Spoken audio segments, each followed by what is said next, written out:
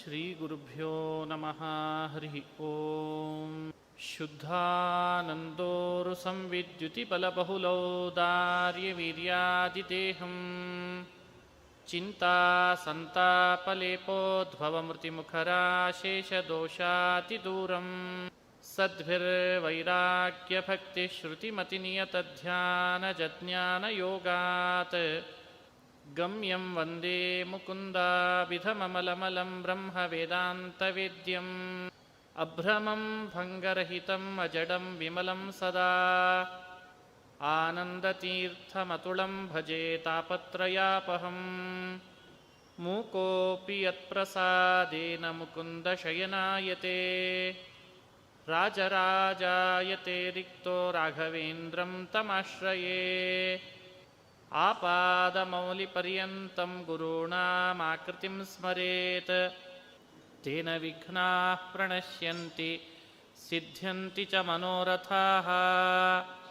ಶ್ರೀ ಹರಿವಾಯು ಗುರುಗಳ ಚರಣಾರವಿಂದಗಳಲ್ಲಿ ಭಕ್ತಿಪೂರ್ವಕ ಪ್ರಣಾಮಗಳನ್ನು ಅರ್ಪಿಸಿ, ಶ್ರೀಕೃಷ್ಣ ಪರಮಾತ್ಮ 2ನೇ ಅಧ್ಯಾಯದಲ್ಲಿ ಬುದ್ಧಿರ್ಯೋಗೇ ತ್ವಿಮಾಂ ಶೃಣು, ಭಗವಂತನ ಜ್ಞಾನೋಪಾಯವನ್ನು ಹೇಳ್ತೇನೆ ಅಂತ ಪ್ರಾರಂಭ ಮಾಡಿದ. ಜ್ಞಾನೋಪಾಯ ಅಂದರೆ ಯಾವುದು? ದೇವರ ಜ್ಞಾನ ಗಳಿಸ್ಲಿಕ್ಕಿರುವಂತಹ ಉಪಾಯ ಯಾವುದು? ಕರ್ಮ, ನಿಷ್ಕಾಮವಾದಂಥ ಕರ್ಮ. ಕೇವಲ ಕರ್ಮ ಅಲ್ಲ, ಕಾಮಕ್ರೋಧಾದಿ ವರ್ಜನಯುಕ್ತವಾದ ನಿಷ್ಕಾಮ ಕರ್ಮ ಅಂತ ನಿರೂಪಣೆ ಮಾಡಿದ. 5ನೇ ಅಧ್ಯಾಯದವರೆಗೂ ನಿರೂಪಣೆ ಮಾಡಿದ್ದು ಆ ನಿಷ್ಕಾಮ ಕರ್ಮವನ್ನೇ ಪರಮಾತ್ಮ ಹೇಳಿದ್ದಾನೆ. ಮಧ್ಯದಲ್ಲಿ ಕಾಮ ಕ್ರೋಧಗಳನ್ನು ಪರಿತ್ಯಜಿಸಬೇಕು, ಅಂಥ ಕರ್ಮಾನುಷ್ಠಾನವೇ ನನ್ನ ತತ್ವಜ್ಞಾನಕ್ಕೆ, ನನ್ನ ಅಪರೋಕ್ಷಕ್ಕೆ ಕಾರಣ ಆಗ್ತದೆ ಅಂತ ನಿರೂಪಣೆ ಮಾಡಿದ. ಇದೆಲ್ಲ ಬಹಿರಂಗ ಸಾಧನ ಅಂತ ಕರೀತಾರೆ. 6ನೇ ಅಧ್ಯಾಯಕ್ಕೆ ಬಂದಾಗ ಅಂತರಂಗ ಸಾಧನವನ್ನು ಕೃಷ್ಣ ನಿರೂಪಣೆ ಮಾಡಿದ. ಅಂತರಂಗ ಸಾಧನ ಅಂದರೆ ಭಗವಂತನನ್ನು ವಿಶೇಷವಾಗಿ ಧ್ಯಾನ ಮಾಡೋದು.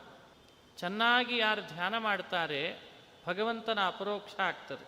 ಹಾಗಾಗಿ ನಾವು ಅನುಸಂಧಾನ ಮಾಡಬೇಕಾದ್ರೆ ಸಾಧನ 2 ರೀತಿ ಅಂತ ತಿಳಿಬೇಕು. ಒಂದು ಬಹಿರಂಗ, ಇನ್ನೊಂದು ಅಂತರಂಗ. ಬಹಿರಂಗ ಹಾಗೂ ಅಂತರಂಗಗಳಲ್ಲಿ ಒಂದನ್ನು ಬಿಟ್ಟರೆ ಇನ್ನೊಂದು ನಡೀತದೆ ಅಂತ ಅರ್ಥ ಅಲ್ಲ. ಬಹಿರಂಗನೂ ಬೇಕು, ಅಂತರಂಗನೂ ಬೇಕು, ಒಂದಕ್ಕೊಂದಕ್ಕೆ ಪೂರಕವಾದದ್ದು. ಗಳಿಸ್ಬೇಕು ಅಂತ ಅಪೇಕ್ಷೆ ಇರೋದು ಭಗವಂತನ ಅಪರೋಕ್ಷವನ್ನು. ಅಪರೋಕ್ಷ ಗಳಿಸ್ಲಿಕ್ಕೆ ಹೊರಟ ನಮಗೆ ಕೇವಲ ಅಂತರಂಗ ಸಾಕು ಅಂತ ಕೆಲವರಿಗೆ ಅಭಿಪ್ರಾಯ ಇದೆ ಇವತ್ತಿಗೂ. ಹೀಗಾಗಿ ಕೆಲವರು ಕೂಡಲೇ ಧ್ಯಾನ ಮಾಡಲಿಕ್ಕೆ ಕೂಡ್ತಾರೆ. ದೇವರನ್ನು ಕಾಣಬೇಕು ಅನ್ನೋ ಹಂಬಲ ಇರೋದು ತಪ್ಪಲ್ಲ. ಆ ಹಂಬಲದಲ್ಲಿ ಬಹಿರಂಗ ಸಾಧನಗಳನ್ನೆಲ್ಲ ದೂರ ಸರಿಸಿ ಕೇವಲ ದೇವರ ಧ್ಯಾನ ಮಾಡಿಬಿಡ್ತೇನೆ, ಈಗಲೇ ದೇವರನ್ನು ಕಾಣ್ತೇನೆ ಅಂತ ಹೊರಡ್ತಾರೆ. ಅದು ಸಾಧ್ಯ ಇಲ್ಲ. ಬಹಿರಂಗ ಸಾಧನೆ ಇಲ್ಲದೇನೆ ಕೇವಲ ಭಗವಂತನ ಅಪರೋಕ್ಷ ಜ್ಞಾನ ಆಗಲಿಕ್ಕೆ ಸಾಧ್ಯ ಇಲ್ಲ. ಹಾಗಾಗಿ ಕಾಮಕ್ರೋಧಾದಿ ವರ್ಜನ ರೂಪವಾದ ತದ್ಯುಕ್ತವಾದ ನಿಷ್ಕಾಮ ಕರ್ಮ ಅಂತೇನಿದೆ, ಆ ಬಹಿರಂಗ ಸಾಧನ ಅತ್ಯಂತ ಅವಶ್ಯಕ ಅಂತ ಕೃಷ್ಣ 5ನೇ ಅಧ್ಯಾಯದವರೆಗೂ ತಿಳಿಸಿ, ಅಂತರಂಗ ಸಾಧನ ಅಂತನಿಸಿದ ಧ್ಯಾನವನ್ನು ಕೂಡ ಕೃಷ್ಣ 6ನೇ ಅಧ್ಯಾಯದಲ್ಲಿ ನಮಗೆ ಅನುಸಂಧಾನ ಮಾಡಿಸ್ತಾ ಬಂದಿದ್ದಾನೆ. ಇವುಗಳನ್ನೆಲ್ಲ ಭಕ್ತಿಯಿಂದಲೇ ಅನುಷ್ಠಾನ ಮಾಡಬೇಕು. ಕೆಲವರಿಗೆ ಅನಿಸ್ತಿರ್ತದೆ ಸಾಧನವೂ ಇತ್ತೀಚೆಗೆ ಯಾಂತ್ರಿಕವಾಗಿ ಮಾಡಲಿಕ್ಕೆ ಶುರು ಮಾಡಿದ್ದಾರೆ. ಯಾಂತ್ರಿಕ ಸಾಧನ ಅಂದರೆ, ಯಾರೋ ಕೇಳಿದರು ಯಾಂತ್ರಿಕ ಸಾಧನ ಅಂದರೆ ಏನು ಅಂತ. ಯಾಂತ್ರಿಕ ಸಾಧನಕ್ಕೆ ಒಂದು ಸಣ್ಣ ಉದಾಹರಣೆ ಕೊಟ್ಟೆ. ಇವತ್ತಿನವರ ದೃಷ್ಟಾಂತ ಬೇಗ ಅರ್ಥ ಆಗ್ತದೆ. ಇವತ್ತು ಎಲ್ಲರೂ ಹಾರ್ಟ್ಲಿ ಶುಭಾಶಯ ಕೋರೋದಿಲ್ಲ, ಮೆಸೇಜ್ನಲ್ಲಿ ಕೋರ್ತಾರೆ. ಇದೇ ಯಾಂತ್ರಿಕ ಅಂತ ಅರ್ಥ. ಯಾರದೋ ಹುಟ್ಟಿದಬ್ಬ ಇರ್ತದೆ, ಹಬ್ಬ ಹರಿದಿನಗಳಿರ್ತಾವೆ, ಅವರಾಗಿ ಬರಿಬೇಕಾಗಿಲ್ಲ. ಇವತ್ತು ತಾನಾಗೆ ಕಂಪನಿಯಿಂದಲೇ ಒಂದು ಬರ್ತ್ಡೇ ಸೆಲೆಬ್ರೇಷನ್ ಕೊಟ್ಟಿರ್ತಾರೆ. ಅವರಾಗಿ ಬರಿಬೇಕಾಗಿಲ್ಲ, ಇಂಥ ಹಬ್ಬ ಇದರಿಂದ ಇದು ರೀತಿ ಶುಭವಾಗಲಿ ಅಂತ ನಾವಾಗಿ ಬರಿಬೇಕಾಗಿಲ್ಲ, ಟೈಪ್ ಮಾಡಬೇಕಾಗಿಲ್ಲ. ತಾನಾಗೆ ಆಟೋ ಸಿಸ್ಟಮ್ನಲ್ಲಿ ಅದೇ ಬಂದ್ಬಿಡ್ತದಂತೆ, ಯುಗಾದಿ ಹಬ್ಬದ ಶುಭಾಶಯ ಅಂತ. ಇದೇ ಯಾಂತ್ರಿಕ ಸಾಧನೆ ಅರ್ಥ. ಮನುಷ್ಯ ಮಾಡೇ ಮಾಡ್ತಿರ್ತಾನೆ ಕೆಲಸಗಳನ್ನು, ಕರ್ತವ್ಯಗಳನ್ನು. ಈ ಕರ್ತವ್ಯ ಇದು ದೇವರ ಪೂಜೆ ಆಗಲಿ ಅನ್ನೋ ಅನುಸಂಧಾನ ಆತನಿಗಿರಲ್ಲ, ಭಕ್ತಿ ಇರಲ್ಲ, ಶ್ರದ್ಧೆ ಇರಲ್ಲ. ಇದನ್ನು ಮಾಡಿದರೆ ದೇವರು ಒಲಿತಾನೆ ಅನ್ನೋ ಭಾವ ಇರಲ್ಲ. ಈ ಭಾವ ಇಲ್ಲದೆ ಮಾಡುವಂಥ ಏನು ರೊಟೀನ್ ವರ್ಕ್ಸ್ ಇದೆ ಅಥವಾ ಕರ್ತವ್ಯ ಕರ್ಮಾನುಷ್ಠಾನಗಳಿವೆ, ಕಾಮ ಬಿಟ್ಟಿರ್ತಾನೆ, ಅದು ದೇವರ ಪ್ರೀತಿಗಾಗಿ ಅಂತ ನೆನಪಿರೋದಿಲ್ಲ. ಇದು ಒಂದು ದುರಂತ. ಕಾಮವರ್ಜನೆ, ಕ್ರೋಧವರ್ಜನೆ, ಇಂದ್ರಿಯಗಳ ನಿಗ್ರಹ, ಮನಸ್ಸನ್ನು ನಿಯಂತ್ರಣ ಮಾಡಿಕೊಂಡಿರ್ತಾನೆ. ಮಾಡಿಕೊಳ್ಳದೆ ಇದ್ದರೂ ತಾನಾಗೆ ಆಟೋಮೆಟಿಕ್ ಆಗಿ ಹೋಗಿರ್ತದೆ. ಯಾಕೆಂದ್ರೆ ದೈನಂದಿನ ಬದುಕಿನ ಒತ್ತಡದಲ್ಲಿ, ಕರ್ತವ್ಯದ ಪ್ರಜ್ಞೆಯಲ್ಲಿ ಅದು ತಾನಾಗೆ ಆಗೋಗಿರ್ತದೆ ಕೆಲವು. ಆದರೆ ಇದು ದೇವರ ಪ್ರೀತಿಗಾಗಿ ಅನ್ನೋ ಅನುಸಂಧಾನ ಇರಲ್ಲ. ಇದು ದುರಂತ. ಅದನ್ನೂ ಭಕ್ತಿಯಿಂದಲೇ ಮಾಡು, ಅದನ್ನೂ ದೇವರಲ್ಲಿ ಶ್ರದ್ಧೆಯಿಂದಲೇ ಮಾಡು. ಆಗ ಅದು ಮತ್ತಷ್ಟು ಭಗವಂತನ ಅಪರೋಕ್ಷ ಜ್ಞಾನಕ್ಕೆ ಕಾರಣ ಆಗ್ತದೆ ಅಂತಂತಾನೆ ಕೃಷ್ಣ. ಸಮಸ್ಯೆ ಏನಾಗಿದೆ ಅಂದರೆ, ಅಂತರಂಗ ಎ, ಬಹಿರಂಗ ಬಿ ಅಂತಿಟ್ಟುಕೊಂಡ್ರೆ, ಬಹಿರಂಗ ಅಂತನಿಸಿದ ಕರ್ಮಾನುಷ್ಠಾನ ರೂಪವಾದ ಸಾಧನ, ಅಂತರಂಗ ಅನಿಸಿದ ಧ್ಯಾನ ರೂಪವಾದ ಸಾಧನ, ಎರಡನ್ನೂ ಮಾಡಲಿಕ್ಕೆ ಬೇಕಾಗುವ ಭಕ್ತಿ ನಮ್ಮಲ್ಲಿ ಜಾಗೃತ ಆಗ್ತಾ ಇಲ್ಲ. ಯಾಕಾಗ್ತಾ ಇಲ್ಲ? ಭಕ್ತಿ ಜಾಗೃತ ಆಗದೇ ಇರೋದಕ್ಕೆ ಏನು ಕಾರಣ? ಕೆಲವರು ಭಕ್ತಿ ಜಾಗೃತ ಆಗದೇ ಇದ್ರೂ ನ್ಯೂಟ್ರಲ್ ಆಗಿರ್ತಾರೆ, ಉದಾಸೀನ, ಮಾಡಬೇಕಷ್ಟೆ. ದೇವರಲ್ಲಿ ಭಕ್ತಿನೂ ಇಲ್ಲ, ದ್ವೇಷನೂ ಇಲ್ಲ, ಮಾಡ್ತಾ ಇರ್ತಾರೆ. ಇನ್ನು ಕೆಲವರಲ್ಲಿ ದ್ವೇಷನೇ ಇರ್ತದೆ, ದ್ವೇಷದಿಂದಲೇ ಮಾಡ್ತಿರ್ತಾರೆ. ಅಂಥವರಿಗೂ ಕೆಲವು ಸಿದ್ಧಿಗಳಾಗಿ ಹೋಗ್ತವೆ. ದೇವರಲ್ಲಿ ದ್ವೇಷದಿಂದ ಮಾಡೋರು, ಆದರೆ ಅದು ಅಪರೋಕ್ಷ ಜ್ಞಾನಕ್ಕೆ ಸಾಧನ ಆಗಲ್ಲ ಅಂತಾನೆ ಕೃಷ್ಣ. ಭಕ್ತಿಯಿಂದಲೇ ಮಾಡಬೇಕು. ಎರಡೂ ವಿಧವಾದ ಸಾಧನಗಳ ಹಿಂದೆ ಭಕ್ತಿನೇ ಬೇಕು ಅಂತಾನೆ ಕೃಷ್ಣ. ಭಕ್ತಿ ಬೇಕಾದರೆ ಏನು ಮಾಡಬೇಕು? ಅದಕ್ಕೆ ಕೃಷ್ಣ ತನ್ನ ಮಹಿಮೆಗಳನ್ನು ನಿರೂಪಣೆ ಮಾಡಿದರೆ ನನ್ನಲ್ಲಿ ವಿಶೇಷವಾದ ಭಕ್ತಿ ಮೂಡಲಿಕ್ಕೆ ಅವಕಾಶ ಇದೆ. ಹಾಗಾಗಿ ತಾನು ತನ್ನದೇ ಮಹಿಮೆಗಳನ್ನು ನಿರೂಪಿಸಿ ತನ್ನಲ್ಲಿ ಮತ್ತಷ್ಟು ಭಕ್ತಿಯನ್ನು ಜಾಗೃತಗೊಳಿಸಿ, ಈಗ ಅಂತರಂಗ ಬಹಿರಂಗ ಸಾಧನೆಗಳಲ್ಲಿ ತೊಡಗು, ನನ್ನ ಅಪರೋಕ್ಷ ಜ್ಞಾನ ಕೊಡ್ತೇನೆ ಅಂತಂತ. ಎಷ್ಟು ಅದ್ಭುತವಾದ ವ್ಯವಸ್ಥೆ ನೋಡ್ರಿ ಇದು. ಒಬ್ಬ ವ್ಯಕ್ತಿ ಇಡೀ ದೇಶ ಅಲ್ಲ, ಇಡೀ ರಾಷ್ಟ್ರ ಎಲ್ಲ ಆತನ ಬಗ್ಗೆನೇ ಮಾತನಾಡಿಕೊಳ್ಳೋ ಹಾಗೆ ಮಾಡಬೇಕಾದ್ರೆ ಅವನದೇ ಆದಂಥ ಪ್ರಭಾವ ಅವನು ತೋರಿಸಿದ್ರೆ ತಾನೇ ಆಗ್ತದೆ. ಹಾಗೆ ಭಗವಂತ ತನ್ನದೇ ಆದ ಪ್ರಭಾವವನ್ನು ಸಾಧಕನಿಗೆ ತಾನೇ ತೋರಿಸ್ಬೇಕು. ತೋರಿಸಿದಾಗ ಓ ಇಂಥ ಪ್ರಭಾವಶಾಲಿ ಪರಮಾತ್ಮ ಅನ್ನೋ ಭಾವನೆ ನಮ್ಮಲ್ಲಿ ಮೂಡಿದಾಗ, ಆ ಭಾವನೆಯಲ್ಲಿ ನಮ್ಮಿಂದ ಏನು ಸಾಧನೆಗಳು ನಡೀತದೆ, ಆಗ ಅಪರೋಕ್ಷ ಜ್ಞಾನಕ್ಕೆ ಅದು ಕಾರಣ ಆಗ್ತದೆ ಅಂತಾನೆ ಕೃಷ್ಣ.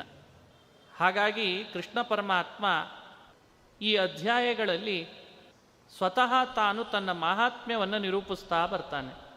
7ನೇ ಅಧ್ಯಾಯ ಹೊರಟಿದ್ದೇ ಭಗವಂತನ ಮಹಾತ್ಮ್ಯವನ್ನು ತಿಳಿಸ್ಲಿಕ್ಕೆ. ದೇವರ ಮಹಾತ್ಮ್ಯದ ಅರಿವು ನಮಗಾಗ್ತಾ ಬರಬೇಕು. ಎಷ್ಟೆಷ್ಟು ಪರಮಾತ್ಮನ ಮಹಾತ್ಮ್ಯದ ಅರಿವು ನಮ್ಮಲ್ಲಿ ಆಗ್ತದೆ, ಅಷ್ಟು ಭಗವಂತನಲ್ಲಿ ಭಕ್ತಿ ಜಾಗೃತ ಆಗ್ತದೆ. ಇದು 7ನೇ ಅಧ್ಯಾಯದಿಂದ ನಾವು ನೋಡಬೇಕಾದಂಥ ಅಂಶ ಅಂತ ವ್ಯಾಖ್ಯಾನ ಮಾಡ್ತಾರೆ. ಕೆಲವರಿಗೇನು ಅನ್ನಿಸ್ತಿರ್ತದೆ ಅಂದರೆ, ದೇವರ ಮಹಿಮೆಗಳನ್ನು ಶ್ರವಣ ಮಾಡಬೇಕು ನಿಜ, ಮಹಾತ್ಮ್ಯವನ್ನು ಹೇಳಬೇಕು ಕೇಳಬೇಕು ನಿಜ, ಆದರೆ ಕೇಳಿದರೆ ಏನಾಗ್ತದೆ ಅಂತ ಅವರಿಗೆ ಅರಿವಿರಲ್ಲ. ಶ್ರೋತೃಗಳಲ್ಲಿಯೂ ಕೂಡ ದೇವರ ಮಹಿಮೆ ಕೇಳಿದರೆ ಏನಾಗ್ತದೆ? ಅದಕ್ಕೆ ಪರಮಾತ್ಮ ಏನು ಮಾಡ್ತಾನೆ, ಶ್ರವಣ ಮಾಡಿದರೆ ಏನಾಗ್ತದೆ ಅಂತ ತಾನೇ ಹೇಳಿ ಆ ಎಲ್ಲರನ್ನ ತನ್ನೆಡೆಗೆ ಸೆಳಿತಾನೆ. ಇದು ಪ್ರಾರಂಭ. ಶ್ರೀ ಭಗವಾನುವಾಚ ಮಯ್ಯಾಸಕ್ತಮನಃ ಪಾರ್ಥ ಯೋಗಂ ಯುಂಜನ್ಮದಾಶ್ರಯಃ ಅಸಂಶಯಂ ಸಮಗ್ರಂ ಮಾಂ ಯಥಾ ಜ್ಞಾಸ್ಯಸಿ ತಚ್ಛೃಣು. ಇದು ಮೊದಲನೇ ಶ್ಲೋಕ. ಹೇ ಪಾರ್ಥ, ಹೇ ಅರ್ಜುನ, ಮಯಾಸಕ್ತ ಮನಾಹ, ನಿನ್ನ ಮನಸ್ಸನ್ನು ನನ್ನಲ್ಲಿ ಆಸಕ್ತಿಗೊಳಿಸು. ಅಲ್ಪ ಸ್ವಲ್ಪ ಅಲ್ಲ, ಅತ್ಯಂತ ಆಸಕ್ತಿಗೊಳಿಸು. ಆಸಕ್ತ ಮನಾಹ, ಮಯಿ ಆಸಕ್ತ ಮನಾಹ, ಅತ್ಯಂತ ಆಸಕ್ತಿ, ಅತ್ಯಂತ ಸ್ನೇಹಯುಕ್ತವಾದ ಮನಸ್ಸಿನಿಂದ ಕೇಳು. ಯೋಗಂ ಯುಂಜನ್ಮದಾಶ್ರಯ, ನೀನು ಯೋಗದಲ್ಲಿ ತೊಡಗಬೇಕು ತಾನೆ. ಯೋಗ 2 ರೀತಿ. ಹಿಂದೆ ಹೇಳಿದಂತೆ ಯೋಗ 2 ರೀತಿ ಎಂದರು ಅಂದರೆ ಸಾಧನ 2 ರೀತಿ ಅಂದರೂ ಒಂದೇ. ಮೇಲ್ನೋಟಕ್ಕೆ ಯೋಗಂ ಯುಂಜನ್ಮದಾಶ್ರಯ, ಯೋಗಂ ಅಂದರೆ ಮೇಲ್ನೋಟಕ್ಕೆ ಯೋಗ ಅಂತ ಇಷ್ಟೇ ಅರ್ಥ ಆಗ್ತದೆ. ವಾಸ್ತವಿಕವಾಗಿ ಕೃಷ್ಣನ ಹಿಂದಿನ ಎಲ್ಲ ಮಾತುಗಳನ್ನು ಕೇಳ್ತಾ ಬಂದವರಿಗೆ ಸ್ಪಷ್ಟ ತಿಳುವಳಿಕೆಗೆ ಬರಬೇಕಾದದ್ದು ಯೋಗ ಅಂದರೆ ಒಂದು ಬಹಿರಂಗ ಸಾಧನವಾದ ನಿಷ್ಕಾಮ ಕರ್ಮ ಅಥವಾ ನಿವೃತ್ತ ಕರ್ಮ ರೂಪವಾದ ಯೋಗ, ಕರ್ಮಯೋಗ. ಎರಡು, ಜ್ಞಾನ ಅಂತರಂಗ ಸಾಧನವಾದ ಧ್ಯಾನ ರೂಪವಾದ ಭಗವಂತನನ್ನು ಧ್ಯಾನ ಮಾಡುವ ಧ್ಯಾನ ರೂಪವಾದ ಯೋಗ. ಎರಡು. ಹೀಗೆ ಧ್ಯಾನ ಹಾಗೂ ಕರ್ಮ ಈ ಎರಡು ಯೋಗವನ್ನು ಮನಸ್ಸಿನಲ್ಲಿಟ್ಟುಕೊಂಡು ಕೃಷ್ಣ ಯೋಗಂ ಯುಂಜನ್ಮದಾಶ್ರಯ, ಯೋಗವನ್ನು ಚೆನ್ನಾಗಿ ಅನುಷ್ಠಾನ ಮಾಡ್ತಾ ನನ್ನನ್ನೇ ಎಲ್ಲ ಮಾಡಿಸ್ತಾ ಇದ್ದೇನೆ, ಎಲ್ಲರೊಳಗೂ ನಾನಿದ್ದೇನೆ ಅಂದರೆ ಭಗವಂತ ನನ್ನೊಳಗಿದ್ದಾನೆ, ಅವನಿಂದ ಕರ್ಮಗಳು ನಡೀತಾ ಇದ್ದಾವೆ, ಅವನಿಗೆ ನಾನು ಶರಣು ಬಂದಿದ್ದೇನೆ. ಇದೆಲ್ಲ ಮದಾಶ್ರಯ ಶಬ್ದದ ಅರ್ಥ. ಮದಾಶ್ರಯ ಯಥಾ ಜ್ಞಾಸ್ಯಸಿ ತತ್ಶೃಣು. ಕೃಷ್ಣ ಅಂತಾನೆ ತಾನು ಹೇಳಲಿಕ್ಕೆ ಪ್ರಾರಂಭ ಮಾಡಿದಂಥ ಏನು ತನ್ನ ಮಹಿಮೆ ಇದೆ ಅದನ್ನು ಅಸಂಶಯಂ ಸಮಗ್ರಂ, ಸಂಶಯ ಬಾರದಂತೆ ಸಮಗ್ರವಾಗಿ ಶ್ರವಣ ಮಾಡ್ತಾ ಬಾ, ಮಹಿಮೆ ತಿಳಿಸ್ತಾ ಬರ್ತೇನೆ ಅಂತಾನೆ ಪರಮಾತ್ಮ. ಇದು ಮೊದಲು ಪರಮಾತ್ಮ ಹೇಳುವಂಥ ಮಾತಿನ ಅಭಿಪ್ರಾಯ. ಎರಡನೇ ಶ್ಲೋಕದಿಂದ ಶ್ರೀಕೃಷ್ಣ ಪರಮಾತ್ಮ ಯಾರು ದೇವರ ಮಹಿಮೆಯ ತಿಳುವಳಿಕೆಯನ್ನು ಮಾಡ್ಕೊಳ್ತಾರೋ ಆ ತಿಳುವಳಿಕೆ ಮಾಡ್ಕೊಳ್ಬೇಕಾದ್ರೆ ಹೇಳೋರು ಬೇಕಲ್ಲ. ಶ್ರವಣ ಯಾವಾಗಲೂ ಪ್ರವಚನದ ಅಧೀನ ಆಗಿರ್ತದೆ. ಪ್ರವಚನನೇ ಮಾಡದೆ ಹೋದರೆ ಶ್ರವಣ ಮಾಡಲಿಕ್ಕಾಗ್ತದ? ಹೀಗಾಗಿ ಶ್ರವಣ ಅಂತ ಆಗಬೇಕಾದ್ರೆ ಪ್ರವಚನ ಆಗಬೇಕು, ಪ್ರವಚನದ ಅಧೀನ ಅದು ಅಂಥೇಳೇ ಕೃಷ್ಣ ಅಂತಾನೆ ಜ್ಞಾನಂ ತೇಹಂ ಸ ವಿಜ್ಞಾನಂ ಇದಂ ವಕ್ಷ್ಯಾಮ್ಯಶೇಷತಃ ಯಜ್ಞಾತ್ವಾ ನೇಹ ಭೂಯೋನ್ಯತ್ ಜ್ಞಾತವ್ಯಮವಶಿಷ್ಯತೆ. ಈ ಶ್ಲೋಕದಲ್ಲಿ ನಾವು ಎಚ್ಚರಿಕೆಯಿಂದ ನೋಡ್ಕೊಳ್ಬೇಕು. ಹೇ ಪಾರ್ಥ, ಹಿಂದೆ ಹೇಳಿದ್ದಾನೆ, ಹೇ ಅರ್ಜುನ, ಜ್ಞಾನಂ ವಿಜ್ಞಾನ ಸಹಿತಂ ತೇ ಪ್ರವಕ್ಷ್ಯಾಮಿ ತೇ ವಕ್ಷ್ಯಾಮಿ. ಇಲ್ಲಿ ಜ್ಞಾನವನ್ನು ಹೇಳ್ತೇನೆ, ವಿಜ್ಞಾನ ಸಹಿತವಾದ ಜ್ಞಾನವನ್ನು ಹೇಳ್ತೇನೆ ಅಂತಂದ ಕೃಷ್ಣ. ಅರ್ಥ ಆಗಲ್ಲ. ಜ್ಞಾನವನ್ನು ಹೇಳೋದು ಅಂದ್ರೆ ಏನದು? ಜ್ಞಾನ ಯಾರಾದರೂ ಹೇಳಲಿಕ್ಕಾಗ್ತದ? ವಿಜ್ಞಾನವನ್ನು ಹೇಳ್ತೇನೆ ಅಂದರೆ ವಿಜ್ಞಾನವನ್ನು ಯಾರಾದರೂ ಹೇಳಲಿಕ್ಕಾಗ್ತದ? ಅದಕ್ಕೆ ಕೃಷ್ಣನ ಜ್ಞಾನ ಹಾಗೂ ಈ ವಿಜ್ಞಾನ ಅನ್ನೋ ಶಬ್ದಗಳೇನಿದ್ದಾವೆ ಇವುಗಳನ್ನು ಅರ್ಥೈಸಿಕೊಳ್ಳಬೇಕಾದ್ರೆ ಜ್ಞಾನ ಅಂದರೆ ತಿಳಿಲೇಬೇಕಾದ ಭಗವಂತನ ಮಾಹಾತ್ಮ್ಯ ಅಂತ ಅರ್ಥ. ತಿಳಿಲೇಬೇಕಾದ ಪರಮಾತ್ಮನ ಮಾಹಾತ್ಮ್ಯವನ್ನೇ ಶ್ರೀಕೃಷ್ಣ ಇಲ್ಲಿ ಜ್ಞಾನ ಅಂತ ಕರೆದಂತೆ. ಜ್ಞಾತವ್ಯಂ ಮಾಹಾತ್ಮ್ಯಂ ಜ್ಞಾನಂ ಅಂತಾರೆ. ನೋಡಿ, ಇದೆಲ್ಲ ಮೇಲ್ನೋಟಕ್ಕೆ ಗೊತ್ತಾಗಲ್ಲ ಶಬ್ದಗಳು. ವಿಜ್ಞಾನ ಅಂತಂದರೆ ಭಗವಂತನ ತಿಳಿಲೇಬೇಕಾದ ವಿಶೇಷ ಮಾಹಾತ್ಮ್ಯ ಅಂತ ಅರ್ಥ. ಹೀಗೆ ಮಾಹಾತ್ಮ್ಯ ಸಾಮಾನ್ಯವನ್ನು ಜ್ಞಾನ ಅಂತ ಕರೀತಾನೆ, ಮಾಹಾತ್ಮ್ಯ ವಿಶೇಷವನ್ನು ವಿಜ್ಞಾನ ಅಂತ ಕರೀತಾನೆ. ಎರಡನ್ನೂ ಮುಂದೆ ನಾವು ನೋಡ್ತೇವೆ. ದೇವರ ಸಾಮಾನ್ಯ ಮಾಹಾತ್ಮ್ಯ ಯಾವುದು ಅಂದರೆ ಮಾಹಾತ್ಮ್ಯ ಸಾಮಾನ್ಯ ಯಾವುದು, ಮಾಹಾತ್ಮ್ಯ ವಿಶೇಷ ಯಾವುದು, ಎರಡನ್ನೂ ಮುಂದೆ ಕೃಷ್ಣ ಹೇಳ್ತಾನೆ. ಹಾಗಾಗಿ ಈ ಮಾತಿಗೆ ಅರ್ಥೈಸಿಕೊಳ್ಳುವಾಗಲೇ ವಿಶೇಷ ಮಾಹಾತ್ಮ್ಯ ಸಾಮಾನ್ಯ ಮಾಹಾತ್ಮ್ಯ ಅಂತ ಬಿಡಿಸಿ ಶ್ರೀಕೃಷ್ಣ ಅವುಗಳನ್ನು ಜ್ಞಾನ ಹಾಗೂ ವಿಜ್ಞಾನ ಅನ್ನೋ ಶಬ್ದದಿಂದ ಆಡಿದ್ದಾನೆ. ನಾವು ಅಧ್ಯಾಯದಲ್ಲಿ ಪ್ರವೇಶ ಮಾಡುವ ಮುನ್ನ ಇದನ್ನು ತಿಳುವಳಿಕೆಗೆ ತಂದುಕೊಂಡಿರಬೇಕು. ಬರೀ ಟ್ರೂ ಟ್ರಾನ್ಸ್ಲೇಟ್ ಮಾಡಿಬಿಟ್ರೆ ವಿಜ್ಞಾನ ಸಹಿತವಾದ ಜ್ಞಾನವನ್ನು ನಿನಗೆ ಹೇಳ್ತೇನೆ ಅಂತಂತಾಗಿಬಿಡ್ತದೆ. ಅದೇ ವಿಜ್ಞಾನ ಸಹಿತ ಜ್ಞಾನ ಹೇಳೋದು ಅಂತಂದ್ರೆ ಸಾಧ್ಯನಾ? ಅದು ಗೊತ್ತಾಗಲ್ಲ ಮೇಲ್ನೋಟಕ್ಕೆ. ಅದಕ್ಕೆ ಅಶೇಷತಃ ವಕ್ಷ್ಯಾಮಿ ಅಂತನ್ನಂತೆ ಕೃಷ್ಣ. ಅಶೇಷತಃ ಅಂದರೆ ಅಭಿಪ್ರಾಯ ಭಗವಂತನ ವಿಶೇಷವಾದ ಮಾಹಾತ್ಮ್ಯ ಅದು ಪೂರ್ಣವಾಗಿ ಹೇಳೋದು ಅಂದರೆ ಅಷ್ಟು ಸುಲಭ ಸಾಧ್ಯ ಅಲ್ಲ. ಅದಕ್ಕೆ ಅಶೇಷತಃ ಅಂದರೆ ಅರ್ಜುನನಿಗೆ ಎಷ್ಟು ಯೋಗ್ಯವೋ ಅಷ್ಟು ಹೇಳ್ತೇನೆ ಅಂತ ಅಭಿಪ್ರಾಯ ಅಂತ. ಎಷ್ಟು ಹೇಳೋದ್ರಿಂದ ಅರ್ಜುನನ ತಿಳುವಳಿಕೆಗೆ ಬರ್ತದೆ ಅಂತಿದೆ ಅಷ್ಟು ಹೇಳ್ತೇನೆ. ಹೀಗೆ ಕೃಷ್ಣ ಪರಮಾತ್ಮ ಅದನ್ನು ಅನುಸಂಧಾನ ಮಾಡಿಸ್ತಾ ಇದ್ದಾನಂತೆ.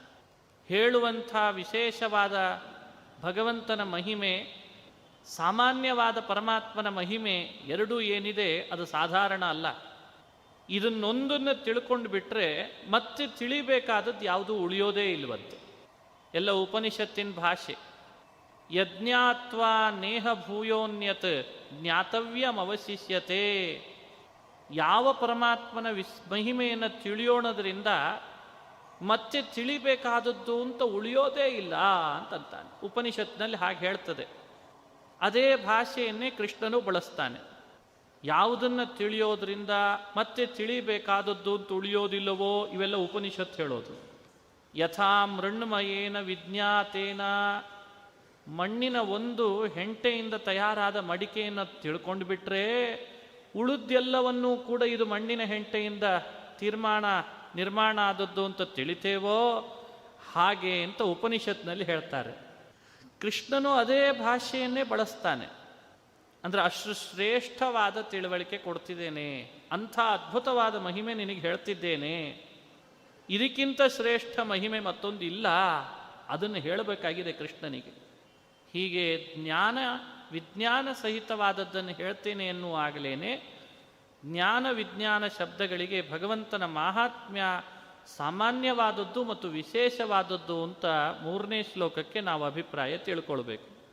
ಇನ್ನು 4ನೇ ಶ್ಲೋಕದಿಂದ ಕೃಷ್ಣ, ಅದು 2ನೇ ಶ್ಲೋಕ ಆಯಿತು. 3ನೇ ಶ್ಲೋಕದಿಂದ ಕೃಷ್ಣ ಪರಮಾತ್ಮ ಈಗ ಹೇಳಲಿಕ್ಕೆ ಹೊರಟ ಮಹಿಮೆ ಏನಿದೆ, ಕೇಳುವವರಿಗೊಂದು ಆದರ ಬರಬೇಕು. ಹೇಳುವವನು ನಿರೀಕ್ಷೆ ಮಾಡೋದು ಅದೇ. ಯಾವ ವಿಷಯ ಹೇಳಲಿಕ್ಕೆ ಹೊರಟಿರ್ತಾನೆ ಕೇಳುವವರಿಗೆ ಅದರ ಬಗ್ಗೆ ಒಂದು ಆದರ ಇರಬೇಕು. ಆ ಆದರ ಇಲ್ಲದೆ ಇದ್ದರೆ ಹೇಳುವವನಿಗೂ ಉತ್ಸಾಹ ಬರಲ್ಲ. ಸಹಜ ಇದು ವ್ಯವಸ್ಥೆ. ಒಂದು. ಎರಡನೇದ್ದು, ಆ ವಿಷಯದಲ್ಲಿ ಅಷ್ಟು ಆದರ ತೋರಿದರೆ ಅದು ಮನದಟ್ಟು ಆಗ್ತದೆ. ಆ ವಿಷಯದಲ್ಲಿ ಆದರ ಬರಬೇಕಾದ್ರೆ ಆ ವಿಷಯದ ಬಗ್ಗೆ ಒಂದು ಗೌರವ ಹುಟ್ಟಿಸ್ಬೇಕು ಅಂತ ಕೃಷ್ಣ ಒಂದು ಮಾತು ಹೇಳ್ತಾನೆ. ಅದೇ 3ನೇ ಶ್ಲೋಕ. ದೇವರ ಮಹಾತ್ಮ್ಯ ತಿಳಿಯೋದು ಅಂತಿದೆಯಲ್ಲ, ಇದು ಎಲ್ರಿಗೂ ತಿಳಿತದೆ ಅಂತ ಭಾವಿಸಬೇಡ. ಹೇಳೋರು ತುಂಬ ಇರಬಹುದು, ಕೇಳೋರು ಬಹಳ ಇರಬಹುದು, ಆದರೆ ಎಲ್ರಿಗೂ ಕೂಡ ಪೂರ್ಣ ಸರಿಯಾಗಿ ತಿಳಿದಿದೆ ಅಂತಿಲ್ಲ ಅಂತಾನೆ ಕೃಷ್ಣ. ಯಾಕೆ? ಏನದರದಲ್ಲಿ ಅಂಥ ದೌರ್ಲಭ್ಯ? ಅಷ್ಟ್ಯಾಕೆ ದುರ್ಲಭ ಅದು? ಹೇಗದು ಅಂತ ಕೃಷ್ಣ ಹೇಳುವ ಮಾತಿನಲ್ಲಿ ನೋಡಿ.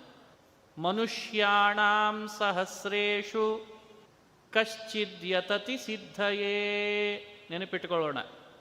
ಯತತಾಮಪಿ ಸಿದ್ಧಾನಾಂ ಕಶ್ಚಿನ್ ಮಾಂ ವೇತ್ತಿ ತತ್ವತಃ. ಎಷ್ಟು ವಿಚಿತ್ರವಾದ ಮಾತು ಇದು! ಎಲ್ಲ ಕಡೆಯಲ್ಲಿ ಅಪ್ಲೈ ಮಾಡ್ಕೊಳ್ಬೋದು ನೀವು. ತುಂಬ ಕಡೆಯಲ್ಲಿ ಈ ಶ್ಲೋಕ ಅಪ್ಲೈ ಮಾಡಲಿಕ್ಕೆ ಬರ್ತದೆ. ಈ ಭಗವಂತನ ಮಹಾತ್ಮ್ಯದ ಅರಿವಿದೆಯಲ್ಲ, ಅದನ್ನು ತಿಳಿಬೇಕು, ನಾನು ಪಡಿಬೇಕು ಅಂತ 1000 ಮನುಷ್ಯರು ಪ್ರಯತ್ನ ಪಡ್ತಿದ್ರೆ ಒಬ್ಬ ವ್ಯಕ್ತಿ ಅದನ್ನು ಸಿದ್ಧಿ ಪಡಿತಾನಂತ. ಮನುಷ್ಯಾಣಾಂ ಸಹಸ್ರೇಷು ಕಶ್ಚಿತ್ ಯತತಿ ಸಿದ್ಧಯೇ. ಒಬ್ಬ ವ್ಯಕ್ತಿ ಅದರ ಪ್ರಯತ್ನ ಪಡ್ತಾನಂತೆ ಸಿದ್ಧಿಗೋಸ್ಕರ. ಅಂಥವರು ಸುಮಾರು ಜನ ಇದ್ದರೆ ಯತತಾಮಪಿ ಸಿದ್ಧಾನಾಂ, ಪ್ರಯತ್ನ ಪಡೋರು ಸುಮಾರು ಜನ ಇರ್ತಾರೆ. ಅವರ ಮಧ್ಯದಲ್ಲಿ ಒಬ್ಬ ವ್ಯಕ್ತಿ ಸರಿಯಾಗಿ ತಿಳ್ಕೊಳ್ತಾನಂತ. ಅವರನ್ನು 1000 ಅಂತ ಲೆಕ್ಕ ಹಾಕ್ಕೊಳ್ಬೋದು. ಎಷ್ಟು ವಿಚಿತ್ರವಾದ ಮಾತು! ಅಂದರೆ ಎಷ್ಟು ಪುಣ್ಯ ಇರಬೇಕು, ಎಷ್ಟವನಿಗೆ ಅದರಲ್ಲಿ ಆದರ ಇರಬೇಕು, ಎಷ್ಟು ಜನ್ಮಾಂತರದಿಂದ ಆತ ಸಾಧನೆಯಲ್ಲಿ ಇಳಿದಿರಬೇಕು, ಈ ಮಾತಿನಿಂದ ಸ್ಪಷ್ಟ ಗೊತ್ತಾಗ್ತದೆ. ಮನುಷ್ಯಾಣಾಂ ಸಹಸ್ರೇಷು ಕಶ್ಚಿದ್ಯತತಿ ಸಿದ್ಧಯೇ ಅಂತಂದ ಕೃಷ್ಣ. ಕಶ್ಚಿದ್ಯತತಿ, ಯಾವುದೋ ಒಬ್ಬ ಪುಣ್ಯ ಪುರುಷ ಜ್ಞಾನ ಬೇಕು ನನಗೆ ಅಂತ ಪ್ರಯತ್ನ ಪಡ್ತಿರ್ತಾನಂತ. ಅಂಥ ಪ್ರಯತ್ನ ಪಡೋರು ಎಷ್ಟೋ ಜನ ಇರ್ತಾರಂತೆ. ಅವರಲ್ಲಿ ಒಬ್ಬನಿಗೆ ಸಿದ್ಧಿ ಆಗ್ತದಂತೆ, ಒಬ್ಬನಿಗೆ ಸರಿಯಾದ ತಿಳುವಳಿಕೆ ಬರ್ತದಂತೆ. ಯೋಚನೆ ಮಾಡ್ರಿ.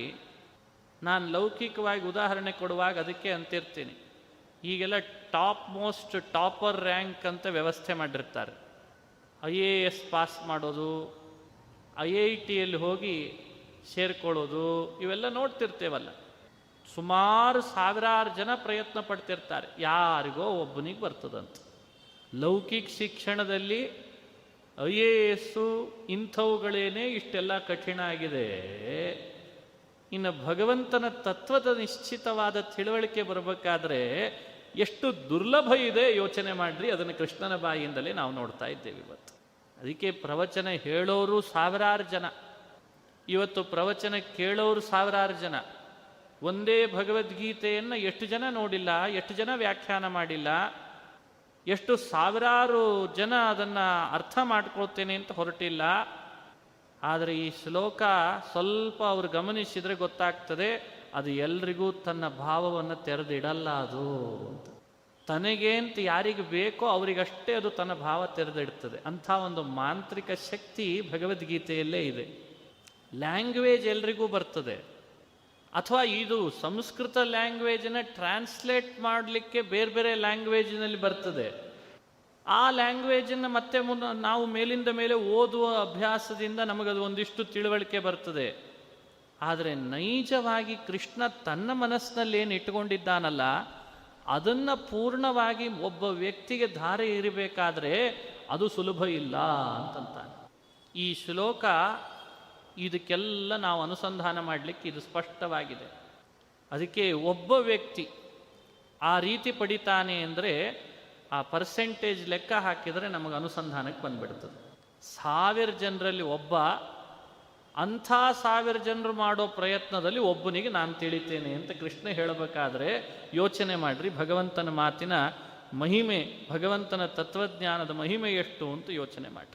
ಇಷ್ಟು ಮಹಿಮೆ ಬಗ್ಗೆ, ಮಹಿಮೆ ತಿಳಿಯೋದ್ರ ಬಗ್ಗೆ, ತಿಳಿಯೋರು ಬಹಳ ದುರ್ಲಭ ಇದ್ದಾರೆ ಅನ್ನೋದ್ರ ಬಗ್ಗೆ ಇದೆಲ್ಲ ಕೃಷ್ಣ 1, 2, 3 ಶ್ಲೋಕಗಳಲ್ಲಿ ವಿವರಣೆ ಕೊಟ್ಟು, ಇನ್ನು ಮುಂದಿನ ಮಾತಿನಿಂದ ತನ್ನ ಜ್ಞಾನಂ ಅನ್ನುವ ಮಾತಿನಲ್ಲಿ ಏನು ತಿಳಿಸಿದ್ದ ಜ್ಞಾತವ್ಯವಾದ ಸಾಮಾನ್ಯತಃ ಮಹಿಮೆ, ವಿಶೇಷ ಮಹಿಮೆಯನ್ನು ಮುಂದೆ ಹೇಳ್ತಾನೆ.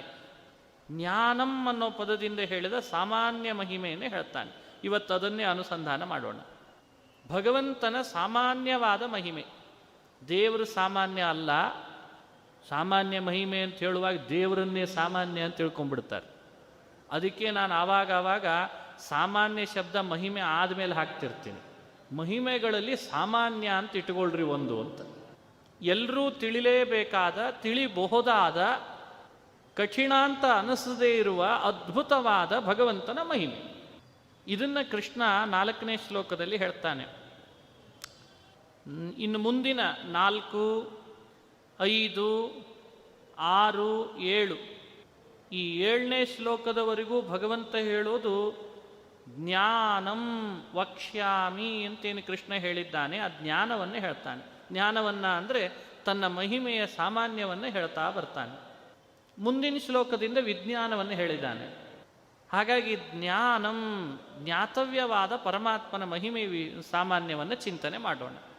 ಭೂಮಿರಾಪೋ ನಲೋ ವಾಯು ಖಮ್ಮನೋ ಬುದ್ಧಿರೇವ ಚ ಅಹಂಕಾರ ಇತೀಯಂ ಮೇ ಭಿನ್ನಾ ಪ್ರಕೃತಿರಷ್ಟಧಾ ಅಪರೇಯಮಿತಸ್ತ್ವನ್ಯಾಂ ಪ್ರಕೃತಿಂ ವಿದ್ಧಿ ಮೇ ಪರಾಂ ಜೀವಭೂತಾಂ ಮಹಾಬಾಹೋ ಯಯೇದಂ ಧಾರ್ಯತೆ ಜಗತ್.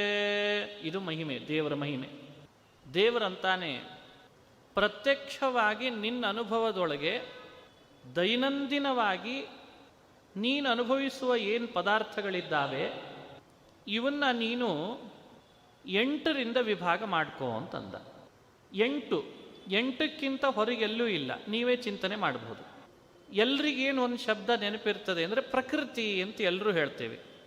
ಪ್ರಕೃತಿಯನ್ನು ಪುರುಷ ಜೀವ ಅನುಭವಿಸ್ತಾನೆ ಜೊತೆ ಜೊತೆಯಲ್ಲಿ. ಅದಿದ್ರೇ ಅವನಿಗೆಲ್ಲ ಅನುಭವ. ಪ್ರಕೃತಿ ಇಲ್ಲದೆ ಇದ್ದರೆ ಯಾವುದ್ರದ್ದಾದ್ರೂ ಅನುಭವ ಮಾಡ್ಕೊಳ್ಳಿಕ್ಕಾಗ್ತದ? ಇವೆಲ್ಲ ಇದ್ದರೆ ನಮಗೆಲ್ಲ ಇವುಗಳಿಂದ ಆನಂದ, ಸುಖ, ದುಃಖ ಎಲ್ಲ ಆಗ್ತಿರ್ತದೆ. ಅವುಗಳನ್ನು 8 ಅಂತ ತೀರ್ಮಾನ ಮಾಡ್ಕೋ ಅಂತಂದ ಕೃಷ್ಣ. 8ರಿಂದ ಹೇಗೆ, ಯಾವುದದು 8? ಬೆರಳೆಣಿಕೆಯಲ್ಲಿ ನೆನಪಿರ್ತದೆ ನಿಮಗೆ. ಭಗವಂತ ಹೇಳುವ ಪ್ರಕೃತಿ 8 ಯಾವುದು ಅಂತಂದರೆ ಭೂಮಿ, ಆಪಹ, ಆಪಹ ಅಂದರೆ ನೀರು ಅಂತ ಅರ್ಥ. ಅನಲಹ, ಬೆಂಕಿ ಅಂತ ಅರ್ಥ. ವಾಯು, ವಾಯು ಅಂದರೆ ಗೊತ್ತೇ ಇದೆ, ಗಾಳಿ 4 ಆಯಿತು. ಖಂ, ಖಂ ಅಂದರೆ ಆಕಾಶ ಅಂತ ಅರ್ಥ, 5 ಆಯಿತು. ಮನಃ, ಮನಸ್ಸು 6. ಬುದ್ಧಿ 7. ಅಹಂಕಾರ 8. ಇದನ್ನು ನೆನಪಿಟ್ಟುಕೊಳ್ಳಿಕ್ಕಾಗಲ್ವಾ? ಭೂಮಿರಾಪೋ ನಲೋ ವಾಯು ಖಂ ಮನೋ ಬುದ್ಧಿರೇವ ಚ ಅಹಂಕಾರ ಇತೀಯಂ ಮೇ ಭಿನ್ನಾ ಪ್ರಕೃತಿರಷ್ಟಧಾ. ಭಿನ್ನಾ ಪ್ರಕೃತಿ ಅಷ್ಟಧಾ ಅಂತಂದಿದ್ದಾನೆ. ವಾಸ್ತವಿಕವಾಗಿ 9 ಅಂತ ಹೇಳುವ ಅಭಿಪ್ರಾಯನೂ ಇದೆ. 9 ಅಂತ ಹೇಳ್ತಾರೆ. ಯಾಕೆ 9 ಅಂತಾರೆ ಅಂದರೆ, ಈ ಭೂಮಿ ಮೊದಲಾದವುಗಳಿಂದ ಆಗುವಂಥ ಕಾರ್ಯಗಳಿದ್ದಾವಲ್ಲ, ಕೆಲಸಗಳು, ಭೂಮಿಯಿಂದ ಆಗುವ ಕಾರ್ಯ, ನೀರಿನಿಂದಾಗುವ ಕಾರ್ಯ, ಗಾಳಿಯಿಂದಾಗುವ ಕಾರ್ಯ, ಈ ಕಾರ್ಯಗಳನ್ನಿಟ್ಟುಕೊಂಡು 9 ಅಂತ ಕೆಲವು ಕಡೆ ಹೇಳಿದ್ದಾರೆ. ಉಪನಿಷತ್ತುಗಳಲ್ಲಿ ಬೇರೆ ಬೇರೆ ಕಡೆಯಲ್ಲಿ ನೀವು ನೋಡಿದರೆ 9 ಪ್ರಕೃತಿ ಅಂತ ಹೇಳಿದ್ದಾರೆ. ಇಲ್ಲಿ ಕೃಷ್ಣ ಮಾತ್ರ ಹೇಳುವಾಗ ಏನು ಮಾಡಿಬಿಟ್ಟ, 8 ಅಂತ ಹೇಳ್ದ. ವಾಸ್ತವಿಕ 9 ಇದ್ದದನ್ನು ಕೃಷ್ಣ 8 ಯಾಕೆ ಹೇಳ್ದ ಅಂದರೆ, ಹುಟ್ಟುವ ಕಾರ್ಯಗಳೆಲ್ಲ ಹುಟ್ಟಿಸುವುದ್ರ ಒಳಗೆ ಸೇರಿರ್ತದಲ್ಲ ಅಂತ ಪ್ರತ್ಯೇಕ ಹೇಳದೆ 8 ಹೇಳಿದ್ದಂತೆ ಕೃಷ್ಣ. ಹಾಗಾಗಿ 8 ಅನ್ನೋದ್ರ ಅಭಿಪ್ರಾಯವನ್ನು ಬೇರೆ ಕಡೆಯಲ್ಲಿ 9 ಅಂತ ಹೇಳಿದ್ದ ಮಾತ್ರಕ್ಕೆ ವಿರುದ್ಧ ಅಂತ ಭಾವಿಸಬಾರ್ದು, ತಪ್ಪು ಅಂತ ಭಾವಿಸಬಾರ್ದು. ಯಾಕೆ ಹೇಳಿದ ಕೃಷ್ಣ ಇದನ್ನು ಅಂದರೆ, ಇದೆಲ್ಲವನ್ನು ಜಡ ಪ್ರಕೃತಿ ಅಂತ ಕರೀತಾರೆ. ಇದೆಲ್ಲ ಜಡ, ಇವುಗಳಲ್ಲಿ ಚೇತನ ಇಲ್ಲ. ಇದು ಸ್ವತಂತ್ರವಾಗಿ ಯಾವ ಚಲನವಲನ, ಯೋಚನೆ, ಬುದ್ಧಿಶಕ್ತಿ ಇವಕ್ಕೆ ಯಾವುದಕ್ಕೂ ಇಲ್ಲ. ಇದೆಲ್ಲ ಹಾರ್ಡ್ವೇರ್ ಇದ್ದ ಹಾಗೆ. ಹಾರ್ಡ್ವೇರ್ ಅಂದರೆ ನಿಮಗೆ ಬೇಗ ಅಭಿಪ್ರಾಯ ಗೊತ್ತಾಗಿಬಿಡ್ತದೆ. ಇಲ್ಲಿ ಏನಿಲ್ಲ.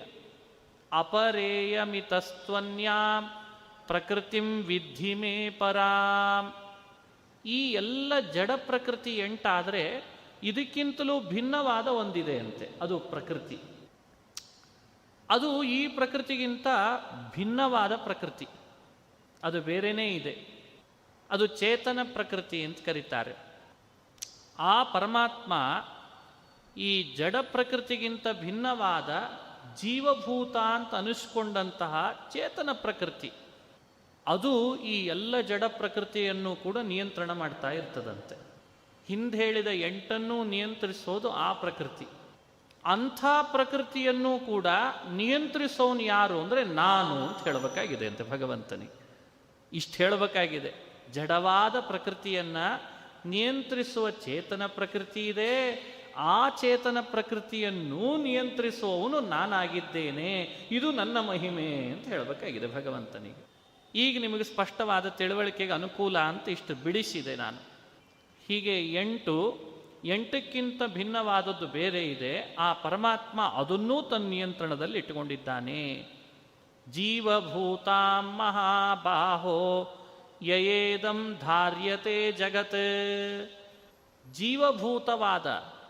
ಜೀವಭೂತವಾದಂತಹ ಈ ಅದ್ಭುತವಾದ ಏನು ಪ್ರಕೃತಿ ಇದೆ, ಅದನ್ನೂ ನಾನು ನಿಯಂತ್ರಣ ಮಾಡ್ತೇನೆ. ಯಾರದು? ಚೇತನ ಪ್ರಕೃತಿ ಅಂದರೆ ಯಾರು? ಯಾರನ್ನು ನಾವು ಚೇತನ ಪ್ರಕೃತಿ ಅಂತ ತಿಳಿಬೇಕು ಅಂದರೆ, ಚಿತ್ ಪ್ರಕೃತಿ ಅನ್ನೋ ಶಬ್ದದಿಂದ ಆಡಿಸ್ಕೊಳ್ಳೋಳು ಮಹಾಲಕ್ಷ್ಮಿ ಅಂತ ಅರ್ಥ. ಆ ಮಹಾಲಕ್ಷ್ಮಿನೇ ಈ ಜಡ ಪ್ರಕೃತಿಗಿಂತ ಭಿನ್ನಳಾಗಿ ಎಲ್ಲವನ್ನೂ ಧರಿಸಿ ತನ್ನ ನಿಯಂತ್ರಣಕ್ಕೆ ಇಟ್ಕೊಂಡಿರ್ತಾಳಂತೆ. ಅವಳನ್ನೂ ಕೂಡ ನಾನು ನನ್ನ ಅಧೀನದಲ್ಲಿ ಇಟ್ಟುಕೊಂಡಿದ್ದೇನೆ ಅಂತ 6ನೇ ಶ್ಲೋಕದಲ್ಲಿ ಕೃಷ್ಣ ಹೇಳಿದ್ದಾನೆ. ಏತದ್ಯೋನೀನಿ ಭೂತಾನಿ ಸರ್ವಾಣೀತ್ಯುಪಧಾರಯ ಅಹಂ ಕೃಷ್ಣಸ್ಯ ಜಗತಃ ಪ್ರಭವಃ ಪ್ರಳಯಸ್ತಥಾ. ನೋಡಿ ಎಂಥ ಮಾತು ಬಂತು ಕೃಷ್ಣ. ಯಾರೂ ಇಂಥ ಮಾತು ಹೇಳಿಲ್ಲ ಬೇರೆಯವರು. ಸರ್ವಸ್ಯ ಕೃಷ್ಣಸ್ಯ ಜಗತಃ ಪ್ರಭವಃ, ಇಡೀ ಪ್ರಪಂಚ ನಿನಗೀಗ ನಾನು ತೋರಿಸಿಕೊಟ್ಟಂತೆ ಅರ್ಜುನ 8 ವಿಧವಾದ ಪ್ರಕೃತಿ, ಅದನ್ನು ನಿಯಂತ್ರಿಸುವ ಚೇತನ ಪ್ರಕೃತಿ, ಅವುಗಳನ್ನೆಲ್ಲವನ್ನೂ ಜಗತ್ತಿಗೆ ಕೊಡುವ ಸೃಷ್ಟಿಸುವ ವ್ಯಕ್ತಿ ನಾನು. ಕೊನೆಗೆ ಪ್ರಳಯವನ್ನುಂಟು ಮಾಡುವ ಪ್ರಳಯನೂ ನಾನು ಅಂತಂದಂತೆ ಕೃಷ್ಣ. ಪ್ರಭವಃ ಪ್ರಳಯಸ್ತಥಾ. ಹಾಗಾಗಿ ನಾವು ಭಗವದ್ಗೀತೆಯ ಅನುಸಂಧಾನವನ್ನು ಮಾಡಲಿಕ್ಕೆ ಹೊರಟಾಗ ಕೃಷ್ಣ ಎಲ್ಲೆಲ್ಲಿ ಉಪನಿಷತ್ತುಗಳಲ್ಲಿ ತನ್ನ ಮಹಿಮೆ ಅಂತ ಬರ್ತದೆ ಅದೆಲ್ಲವನ್ನೂ ಕೂಡ ಸಂಗ್ರಹಿಸಿ ಈ ಮಾತಿನಲ್ಲಿ ನಮಗೆ ಅನುಸಂಧಾನ ಮಾಡಿಸ್ತಾನೆ. ಹೇಳಲಿಕ್ಕೆ ಹೊರಟದ್ದು ಇಷ್ಟೇ ವಿಷಯ. ಪ್ರಪಂಚದ ಸೃಷ್ಟಿ ನನ್ನಿಂದ ಆಗ್ತದೆ, ಪ್ರಪಂಚದ ಸಂಹಾರ ನನ್ನಿಂದ ಆಗ್ತದೆ. ಇದು ನನ್ನ ಸಾಮಾನ್ಯ ಮಹಿಮೆ ಅಂತನ್ನಂತೆ. ಈ ಸಾಮಾನ್ಯ ಮಹಿಮೆಯನ್ನು ನಮಗೆ ಸ್ವಲ್ಪ ಬಿಡಿಸಿ ಹೇಳ್ದ. ಇರೋ ಪ್ರಕೃತಿ 8 ಇದೆ, ಅದಕ್ಕಿಂತ ಭಿನ್ನ ಪ್ರಕೃತಿ ಮತ್ತೊಂದಿದೆ, ಅವೆರಡು ನನ್ನ ಅಧೀನ. ಇಷ್ಟು ಹೇಳಿದ್ರೆ ಅರ್ಥ ಆಗದೆ ಇರ್ತದ? ಅತಿ ಸ್ಪಷ್ಟವಾಗಿ ಕೃಷ್ಣ ಹೇಳ್ತಾನೆ. ಯಯೇದಂ ಧಾರ್ಯತೆ ಅಂತ ಅಂದ್ಬಿಟ್ಟ. ಯಯೇದಂ ಧಾರ್ಯತೆ. ಆ ಮಹಾಲಕ್ಷ್ಮಿ ಈ ಪ್ರಪಂಚವನ್ನೆಲ್ಲ ತನ್ನ ಒಡಲ್ನಲ್ಲಿ ಧರಿಸ್ತಾಳಂತೆ, ತನ್ನ ಅಧೀನದಲ್ಲಿ ಇಟ್ಟುಕೊಂಡಿದ್ದಾಳಂತೆ. ಇನ್ನೂ ಸ್ವಾರಸ್ಯ ಹೇಳ್ತಾರೆ, ಲಕ್ಷ್ಮಿಗಿಂತ ಬೇರ್ಪಡಿಸಿದರೆ, ಪ್ರಕೃತಿ ಚಿತ್ಪ್ರಕೃತಿಗಿಂತ ಬೇರ್ಪಡಿಸಿದರೆ ಜೀವ ಇದ್ದಾನೆ, ಜೀವ ಇದ್ದಾನೆ. ಅವನನ್ನೂ ಮಹಾಲಕ್ಷ್ಮಿನೇ ಧರಿಸಿರ್ತಾಳೆ, ಮಹಾಲಕ್ಷ್ಮಿನೇ ಅವನನ್ನು ಪ್ರೇರಣೆ ಮಾಡ್ತಿರ್ತಾಳಂತೆ. ಈ ಸ್ಟೆಪ್ ಬೈ ಸ್ಟೆಪ್ಪಲ್ಲೇ ಭಗವಂತನ ಮಹಿಮೆ ತಿಳ್ಕೊಳ್ಬೇಕು. ಯಾಕೆ ಈ ಸ್ಟೆಪ್ ಹೇಳ್ತಾ ಇದ್ದಾನೆ ಕೃಷ್ಣ ಅಂದರೆ, ಇತ್ತೀಚೆಗೆ ಏನಾಗಿದೆ, ದೇವರು ಅನ್ನೋ ಒಬ್ಬನ್ನ ತಿಳಿಸ್ಲಿಕ್ಕೆ ಹೋಗಿ ಈ ಸ್ಟೆಪ್ಸನ್ನು ಬಿಡ್ತಾ ಇದ್ದಾರೆ ಇತ್ತೀಚೆಗೆ. ಎಲ್ಲರೂ ಗಾಡ್ ಈಸ್ ಗ್ರೇಟ್ ಅಂತಾರೆ, ದೇವರೊಬ್ಬ ಶ್ರೇಷ್ಠ. ಶ್ರೇಷ್ಠತೆ ಮನುಷ್ಯನಿಗೆ ಅರಿವನ್ನು ಮಾಡ್ಕೊಳ್ಬೇಕು, ತಪ್ಪಲ್ಲ. ಆದರೆ ಕೃಷ್ಣ ಹೇಳಿಕೊಟ್ಟ ರೂಟ್ನಲ್ಲೇ ಮಾಡ್ಕೊಳ್ಬೇಕಂತೆ. ಒಬ್ಬ ವ್ಯಕ್ತಿ ಶ್ರೇಷ್ಠ ಅಂತ ತಿಳಿಬೇಕಾದ್ರೆ ಕನಿಷ್ಠ ವ್ಯಕ್ತಿಗಳಿಂದ ಯೋಚನೆ ಮಾಡ್ತಾ ಮಾಡ್ತಾ ಅವನ ಶ್ರೇಷ್ಠತೆ ಅರಿವು ಮಾಡ್ಕೊಳ್ಬೇಕಂತೆ. ಇಲ್ಲದೇ ಇದ್ರೆ ಅದು ಅರಿವೇ ಅಲ್ಲ, ಶ್ರೇಷ್ಠತೆ ಅರಿವಲ್ಲ ಅಂತಾರೆ. ಯಾಕೆ? ಕಂಪ್ಯಾರಿಸಮ್ ಇಲ್ಲ ಅಂದರೆ ಶ್ರೇಷ್ಠತೆ ಹೇಗೆ ತಿಳಿತೀರಾ? ಇವನಿಗಿಂತ ಅವನಿಗಿಂತ ಅವನಿಗಿಂತ ಅಂತ ಯೋಚನೆ ಮಾಡದೆ ಹೋದರೆ ಅವನನ್ನು ಶ್ರೇಷ್ಠ ಅಂತ ತಿಳಿಯೋದು ಹೇಗೆ? ಎಲ್ಲ ಕಡೆಯಲ್ಲಿ ಹಾಗೆ ನಡೆದು ಬಿಟ್ಟಿದೆ ಇವತ್ತು. ನಮಗೆ ಉಳಿದವ್ರದ್ದು ಯಾರ್ದು ಬೇಡ ಆಚಾರ್ಯ, ದೇವರೊಬ್ಬ ಶ್ರೇಷ್ಠ ಇಷ್ಟು ತಿಳಿತೀವಿ ಅಂತಂದು.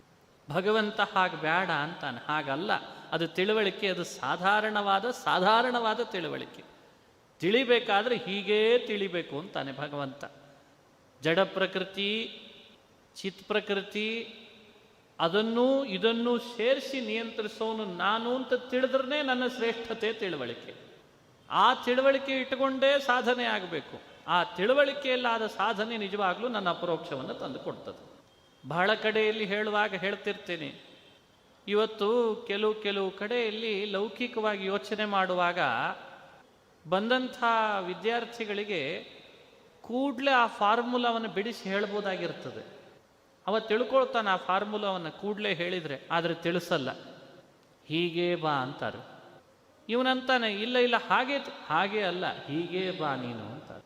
ಲಾಭ ಏನು ಅಂತ ಕೇಳಿದರೆ, ಮುಂದಿನ ಸಲ ಆತನಿಗೆ ಮತ್ತೆ ಬೇರೆ ಬೇರೆ ಅಂಶ ಅದರಿಂದ ಅರ್ಥ ಆಗ್ಲಿಕ್ಕೆ ಶುರುವಾಗ್ತಿರ್ತದೆ. ಅದಕ್ಕೆ ಆ ರೂಟ್ನಲ್ಲೇ ಹೇಳ್ಕೊಟ್ಟಿರ್ತಾರೆ.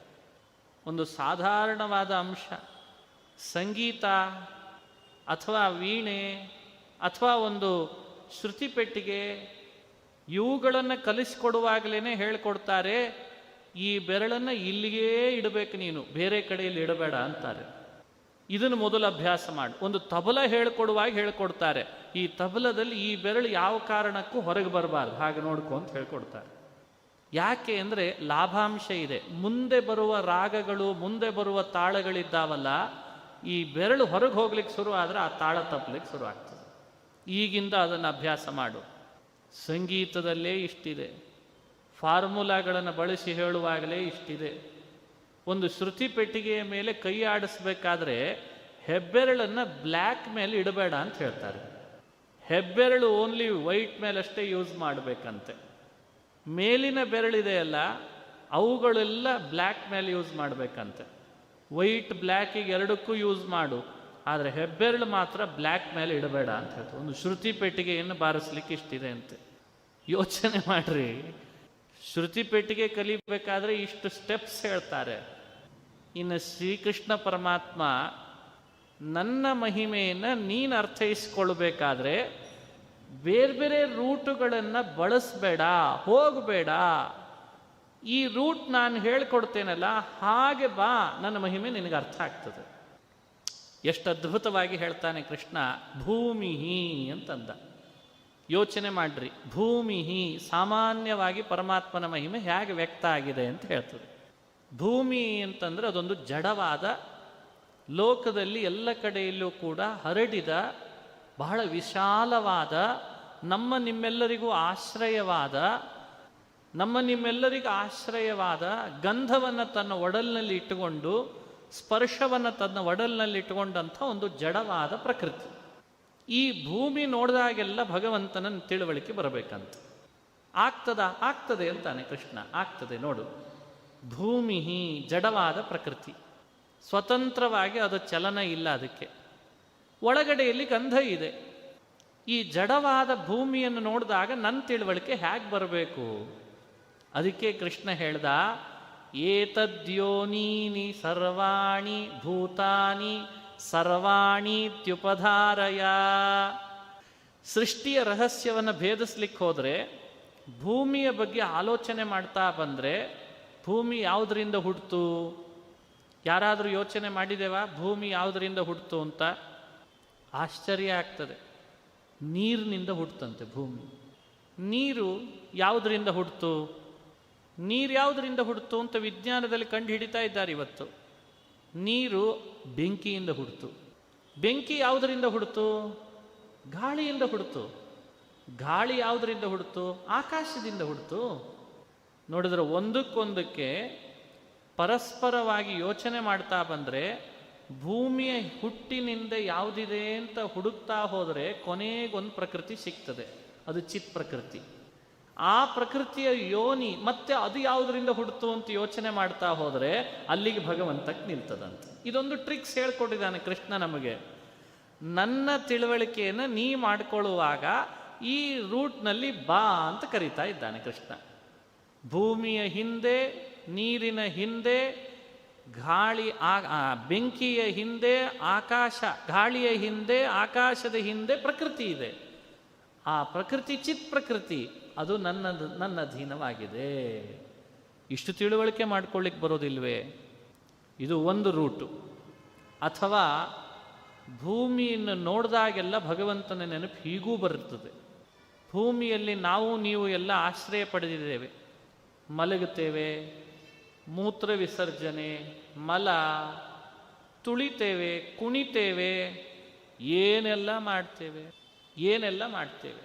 ಆದರೆ ಆ ಭೂಮಿ ಮಾತ್ರ ಯಾವ ಕಾರಣಕ್ಕೂ ಸ್ವೇಚ್ಛೆಯಿಂದ ನಮ್ಮನ್ನು ಅಳಗಾಡಿಸಿ ಬೀಳಿಸಲ್ಲ, ಬಿರುಕು ಬಿಡಲ್ಲ. ತಾನಾಗೇನೆ ಇದ್ದಕ್ಕಿದ್ದಂತೆ ನಾವು ಹೋಗುವ ದಾರಿಯಲ್ಲಿ ನಾವು ಮಲಗಿದಾಗ ನಮ್ಮನ್ನು ಹೊರಳಾಡಿಸಲ್ಲ, ನಿಂತಾಗ ಬೀಳಿಸಲ್ಲ, ಮಲಗಿದಾಗ ಹೊರಳಾಡಿಸಲ್ಲ, ಇದಕ್ಕಿದ್ದ ಹಾಗೆ ಬಿರುಕು ಬಿಡಲ್ಲ. ಹಾಗೇ ಇದೆ ಭೂಮಿ. ಯಾಕಿದು? ಎಲ್ಲಿದ ಬಂತು ಇಷ್ಟು? ಈ ತರಹ ವ್ಯವಸ್ಥೆ ಎಲ್ಲಿದ ಬಂತು? ಅಷ್ಟೇ ಅಲ್ಲ, ಮೇಲ್ ಹೋದ ವಸ್ತುಗಳನ್ನು ಇಂತಿಷ್ಟು ಅಂತರದಲ್ಲಿ ಮೇಲೆ ಹೋಗ್ತದೆ ಅಂದರೆ ತಾನು ಮತ್ತೆ ಹಿಡಿದು ಎಳೀತದೆ. ಇದು ಭೂಮಿ ಕೆಲಸ ತಾನೆ. ಮ್ಯಾಲ್ ಯಾವೇ ವಸ್ತು ಇರಲಿ ಅದನ್ನು ತನ್ನ ಒಡಲಲ್ಲಿ ತಾನು ಸೆಳೀತದೆ. ಅದಕ್ಕೇನಂತಾರೆ? ಗುರುತ್ವವನ್ನು ಮೇಲ್ಗಡೆ ಇದ್ದದ್ದನ್ನು ಆಕರ್ಷಿಸ್ತದೆ. ಬಹಳ ಇದೆ ಭೂಮಿಯ ಬಗ್ಗೆ ಸಂಶೋಧನೆ ಮಾಡಲಿಕ್ಕೆ. ಬೀಜ ಬಿತ್ತಿದ್ದನ್ನು ಮೊಳಕೆ ಒಡಿಸಿ ಧಾನ್ಯ ಕೊಡ್ತದೆ. ಭೂಮಿಯಲ್ಲಿ ನೀರು ಹರಿತಾ ಹೋದಂಗೆ ತಾನೇ ಒಳಗಡೆಯಲ್ಲಿ ನೀರನ್ನು ಪೂರ್ಣ ತಾನು ನುಂಗಲ್ಲ, ಹರಿಯೋ ವ್ಯವಸ್ಥೆಗೆ ಅನುಗುಣ ಮಾಡಿ ಕೊಡ್ತದೆ ಭೂಮಿ. ಯಾಕೆ ಅಂದರೆ ಗೊತ್ತು, ನಾನು ಹುಟ್ಟಿದ್ದೇ ನೀರಿನಿಂದ ಅಂತ ಭೂಮಿಗೆ. ಹಾಗಾಗಿ ನೀರಿನ ಹರಿವಿಗೆ ವ್ಯವಸ್ಥೆ. ಗಿಡಮರಗಳು ಬೀಜಗಳನ್ನು ಬಿತ್ತಿದಾಗ ಅವುಗಳ ನಿಲ್ಲುವ ವ್ಯವಸ್ಥೆ. ಗುರುತ್ವವನ್ನು ಮೇಲೆ ಹೋಗ್ತಾ ಇದ್ದರೆ ಕೆಳಗಡೆಯಲ್ಲಿ ಆಕರ್ಷಿಸುವ ವ್ಯವಸ್ಥೆ. ಬಿರುಕು ಬಿಡದಂತೆ ನಿಮ್ಮನ್ನೆಲ್ಲ ನೋಡಿಕೊಳ್ಳುವ ವ್ಯವಸ್ಥೆ. ಈ ಎಲ್ಲ ಗುಣಗಳು ಭೂಮಿಯಲ್ಲಿ ಇದ್ದದ್ದು ಏನಿದೆ, ಇದು ಸ್ವತಂತ್ರವಾಗಿ ಭೂಮಿಗೆ ಬಂದದ್ದಲ್ಲ. ಇದರ ಹಿಂದೆ ಭಗವಂತ ಇದ್ದಾನೆ. ಆದ್ದರಿಂದ ಭೂಮಿ ಇಂಥ ಕೆಲಸ ಮಾಡ್ತದೆ ಅಂತ ಚಿಂತನೆ ಮಾಡಬೇಕಂತ. ಭೂಮಿ ಹಿಂಗೆ ಇಡೀ ಕೃಷ್ಣ ಯಾವ್ಯಾವುದನ್ನು ಹೇಳ್ತಾನೆ. ಮುಂದೆ ಹೇಳುವ ನೀರನ್ನು ನೋಡಿದಾಗೆಲ್ಲ ಭಗವಂತ ನೆನಪಾಗಬೇಕಂತೆ. ಭೂಮಿನ ನೋಡಿದರೂ ಪರಮಾತ್ಮ, ನೀರನ್ನು ನೋಡಿದರೂ ಭಗವಂತ ಅಂತ ನೆನಪಾಗಬೇಕು. ಯಾಕೆ? ಅದು ನನ್ನ ಅಧೀನವಾಗಿದೆ.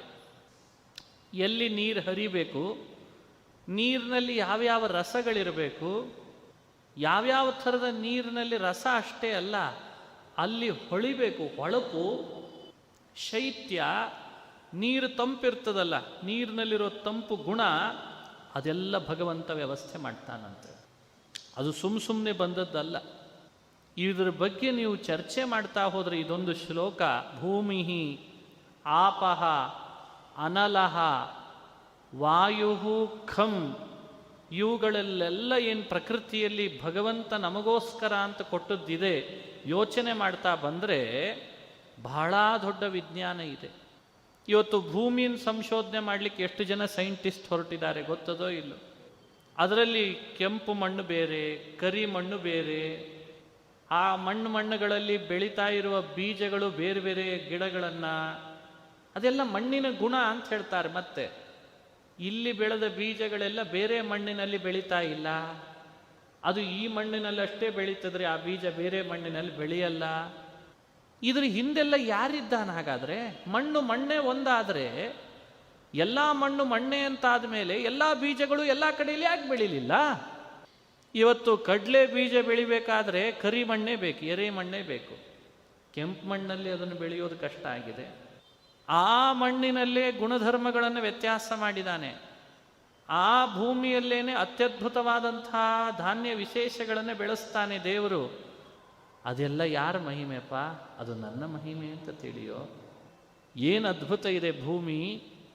ಅದನ್ನು ಕೃಷ್ಣ ಪರಮಾತ್ಮ ಭೂಮಿ ಎಂದದ್ರಿಂದ ವ್ಯಾಖ್ಯಾನ ಮಾಡ್ತಾನೆ. ನಿಮಗೆ ಆಶ್ಚರ್ಯ ಆಗ್ತದೆ, ಇಡೀ ಭಾರತದಲ್ಲಿರುವ ಭೂಮಿಯ ವೈವಿಧ್ಯತೆಯನ್ನು ಹುಡುಕ್ಲಿಕ್ಕೆ ಹೊರಟ್ರೆ ಪ್ರಭೇದಗಳು ಎಷ್ಟೆಷ್ಟಿದ್ದಾವೆ ಮಣ್ಣಿನೊಳಗೆ ಅಂತಂದ್ರೆ 48ಕ್ಕಿಂತಲೂ ಹೆಚ್ಚು ಥರದ ಮಣ್ಣಿನ ವಿಶೇಷತೆಗಳನ್ನು ಹೇಳ್ತಾರೆ. ಮಣ್ಣಿನ ಪ್ರಭೇದ ಹೇಗೆ ಸೃಷ್ಟಿ ಮಾಡಿರ್ತಾನೆ ಪರಮಾತ್ಮ ಯೋಚನೆ ಮಾಡಿ. ಒಂದು ಪ್ರಕೃತಿ ಒಳಗೆ ಒಂದು ಮಣ್ಣಿನ ಬಗ್ಗೆ ಸಂಶೋಧನೆ ಮಾಡಿದರೆ ಇಟ್ಟಿದೆ ಅಂತ. ಅಷ್ಟು ಪ್ರಭೇದ, ಅಷ್ಟು ವ್ಯವಸ್ಥೆ, ಇದನ್ನೆಲ್ಲ ಮೀರಿ ಪರಮಾತ್ಮ ಅನ್ನೋನು ಇದ್ದಾನೆ ಅಂತ ತಿಳಿಬೇಕು. ಅವನಿದ್ರೊಳಗೆ ಶಕ್ತಿ ಇಟ್ಟಿದ್ದಾನೆ ಅಂತ ಅನುಸಂಧಾನ ಮಾಡಬೇಕು. ಇದೆಲ್ಲ ನನ್ನ ಸಾಮಾನ್ಯ ಮಹಿಮೆ ಅಂತ ವ್ಯಾಖ್ಯಾನ ಮಾಡ್ತಾನೆ ಕೃಷ್ಣ. ನೀರು ಧುಮುಕ್ತದೆ, ಎಲ್ಲೆಲ್ಲಿದೆ ಸೃಷ್ಟಿ ಆಗ್ತಾ ಇದೆ. ನೆಲದಲ್ಲಿ ನೀರಿಟ್ಟಿದ್ದಾನೆ, ಮೋಡಗಳಿಂದ ನೀರು ಮೇಲ್ಗಿಂದ ಕೆಳಗೆ ಬರೋ ಹಾಗೆ ಮಾಡ್ತಾನೆ. ನಾವೆಲ್ಲ ಇತ್ತೀಚೆಗೆ ಶುರುವಾಗಿದೆ, ನೀರು ವೇಸ್ಟ್ ಮಾಡಬೇಡ್ರಿ, ನಾಳೆ ಮಳೆ ಬರಲಿಕ್ಕಿದೆ, ನಿಮ್ಮ ಮನೆಗಳಲ್ಲಿ ಸಂಪಿನೊಳಗೆ ನೀರು ತುಂಬಿಟ್ಕೊಳ್ರಿ, ಮತ್ತು ಮೇಲ್ಗಡೆ ಬಿದ್ದ ನೀರನ್ನು ಹರಿಲಿಕ್ಕೆ ಬಿಡಬೇಡ್ರಿ, ಅದನ್ನು ಮತ್ತೊಂದು ಸಂಪು ಮಾಡಿಸಿ ಮೇಲ್ ಬೀಳೋ ನೀರೆಲ್ಲ ಒಳಗೆ ಬೀಳೋ ಹಾಗೆ ಮಾಡ್ಕೊಳ್ರಿ. ಏನು ಶುರು ಮಾಡಿದಾರ? ಬಾ ಭಗವಂತ ಅಂತಾನೆ ಆ ಮೂಲಭೂತ ನೀರು ಬರಲಿಕ್ಕೆ ನಾ ಕಾರಣನೋ ಅಂತಂತಾನೆ ಕೃಷ್ಣ. ಇಡೀ ಪ್ರಪಂಚದೊಳಗೆ ಎಲ್ಲೇ ಇವತ್ತು ನೀರು ಅನ್ನೋ ಪ್ರಕೃತಿ ಇದೆ ಅಂತಂದರೆ ಆ ಪ್ರಕೃತಿಯ ಹಿಂದೆ ನನ್ನ ವ್ಯವಸ್ಥೆ ಇದೆ ಅಂತಂತಾನೆ. ನೀರಿಲ್ಲದೆ ಇದ್ದರೆ ಹಸಿವೆ ನೀಗಿಸ್ಕೊಳ್ಳಿಕ್ಕಾಗ್ತದ? ನೀರಿಲ್ಲದೆ ಇದ್ದರೆ ಎಷ್ಟು ಅನಾಹುತ ಇದೆ ಇವತ್ತು. ಅದಕ್ಕೆ ಆ ಶಬ್ದ ಹಾಗೇ ಇಟ್ಟಿದ್ದಾನೆ. ಉಪನಿಷತ್ತು ವೇದದಲ್ಲಿ ಬರೋ ಶಬ್ದ ಆಪಹ ಅಂತ ಅಂತಾನೆ. ಸಂಸ್ಕೃತದಲ್ಲಿ ಆಪಹ ಅಂದರೆ ಆ ಪಾಲನಾತ್, ಆ ಚೆನ್ನಾಗಿ ಪಾಲನ ಮಾಡ್ತದಾದ್ರಿಂದ ಆಪಹ. ಜೀವಜಂತುಗಳನ್ನು ದೈಹಿಕವಾಗಿ ಪೌಷ್ಟಿಕತೆಯನ್ನು ಕೊಟ್ಟು ಹಸಿವೆಯನ್ನು ನೀಗಿಸಿ ಪಾಲನ ಮಾಡುವ ಶಕ್ತಿ ನೀರಿನಲ್ಲಿದೆ ಅಂತ. ನೀರೇ ಇಲ್ಲ ಅಂತಾಗಿದ್ದರೆ ಬದುಕೇನು ನಡೆಸೇವೆ ನಾವೆಲ್ಲ? ಆ ಪ್ರಕೃತಿ ನೀರು ಅನ್ನೋದೇನಿದೆ ಮೂಲಭೂತವಾದದ್ದು, ಅದರ ಹಿಂದೆ ಅತ್ಯದ್ಭುತವಾದಂತಹ ನನ್ನ ಶಕ್ತಿ ಇದೆ ಅಂತ ಚಿಂತನೆ ಮಾಡು ಅಂತಾನೆ. ಹೀಗೆ ನೀರನ್ನು ಹುಟ್ಟಿಸುವಂತಹದ್ದು ಬೆಂಕಿ. ಗಾಳಿ ಬೆಂಕಿಗಳು ಸೇರಿದ ಮೇಲೆ ನೀರು ಹುಟ್ಟಿತಂತೆ, ತಾನಾಗೆ ನೀರು ಹುಟ್ಟಲಿಲ್ಲ. ಹಾಗಾದರೆ ಹಿಂದೆ ಬೆಂಕಿ ಇದೆ ಅಂತಾಯಿತು. ಬೆಂಕಿಯಿಂದ ಕೆಲಸ ಏನೇನಾಗ್ತಾ ಇದೆ ಹೊರಗಡೆ ಪ್ರಪಂಚದಲ್ಲಿ ಗೊತ್ತಿದೆ. ಆ ಬೆಂಕಿ ಎಷ್ಟು ಕೆಲಸ ಮಾಡ್ತದೆ ಇವತ್ತು. ಅಂಥ ಬೆಂಕಿ ಅನ್ನೋ ಪ್ರಕೃತಿಯ ಹಿಂದೆ ನಾನಿದ್ದೇನೆ ಅಂತಾನೆ ಕೃಷ್ಣ. ಜೊತೆಯಲ್ಲಿ ಗಾಳಿ ಮತ್ತು ಆಕಾಶ ಪ್ರಾಕ್ಟಿಕಲ್ ಆಗಿ ಯೋಚನೆ ಮಾಡ್ರಿ ಅಂತಂದ ಕೃಷ್ಣ.